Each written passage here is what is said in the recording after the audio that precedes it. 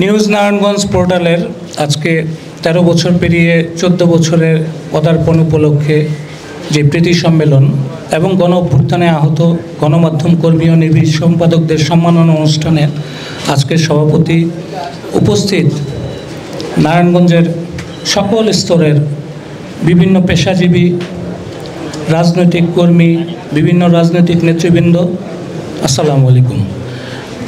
আজকে আসলে আমরা অনেক বিজ্ঞ বক্তাদের বক্তব্য শুনতেছি, আরও শুনব। বারবার সংক্ষিপ্ত করার কথা বলছেন।